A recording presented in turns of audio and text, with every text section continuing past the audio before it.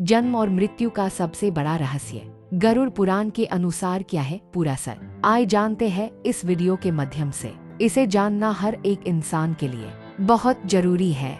राधे कृष्णन दोस्तों, स्वागत है आपका हमारे चैनल में। तो दोस्तों, क्या आप जानते हैं कि आपकी आत्मा इस जन्म से पहले भी कहीं थी और मृत्यु के बाद भी उसका सफर खत्म नहीं होता। तारांकन हम सब जन्म लेते हैं, जीते हैं और अंत में मर जाते हैं। लेकिन क्या कभी आपने सोचा है हम क्यों जन्म लेते हैं? मृत्यु के बाद क्या होता है? क्या हमारा भाग्य पहले से लिखा जा चुका है?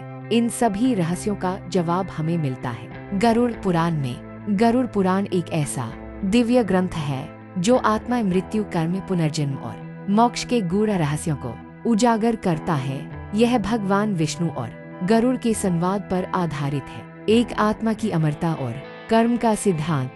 गरुड़ पुराण कहता है आत्मा न तो जन्म लेती है न मरती है, वह केवल एक शरीर से दूसरे शरीर में यात्रा करती है। जैसे हम पुराने वस्त्र त्याग कर नए पहनते हैं, लेकिन किस शरीर में जन्म होगा, कैसा जीवन होगा, ये सब निर्भर करता है हमारे कर्मों पर। दो मृत्यु के बाद आत्मा की यात्रा।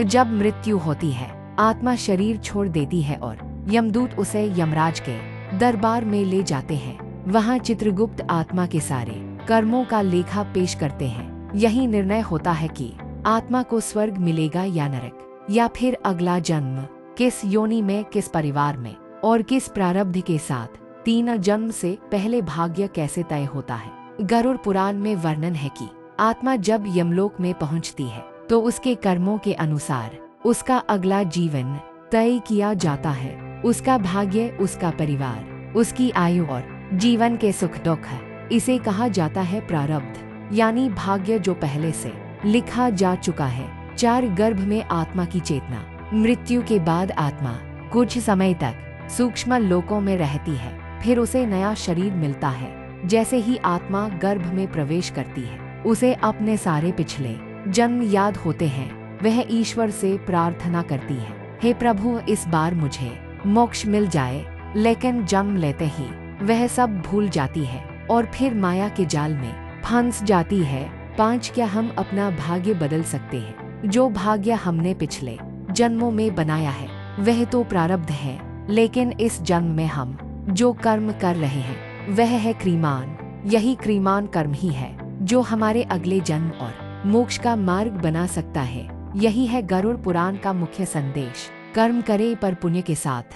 6 मोक्ष, जन्म मृत्यु से मुक्ति। जो आत्मा सच्चे धर्म, सेवा और भक्ति के मार्ग पर चलती है वह इस जन्म मरण के चक्र से मुक्त होकर मोक्ष प्राप्त करती है। वहीं आत्मा फिर कभी जन्म नहीं लेती, वह परमात्मा में विलीन हो जाती है। हम सब इस जीवन में कुछ समय के लिए आए हैं। क्या हम केवल भौतिक सुखों के पीछे भागकर जीवन व्यर्थ करेंगे, या अपने कर्मों से आत्मा को मुक्त कर मोक्ष की ओर बढ़ेंगे? जन्म और मृत्यु कोई रहस्य नहीं, रहस्य है हम इसे कैसे समझते हैं और उसके अनुसार कैसे जीते हैं। अगर आपको यह वीडियो ज्ञानवर्धक लगा हो तो लाइक करें, कमेंट में बताएं आपको गरुड़ पुराण का कौन सा भाग सबसे गूढ़ लगा। और ऐसे ही आध्यात्मिक विषयों के लिए सब्सक्राइब करें हमारे चैनल को, बेल आइकन दबाएं ताकि अगला ज्ञान आपसे ना छूटे। मंत्र ओम अस्तो मा सद्गमे।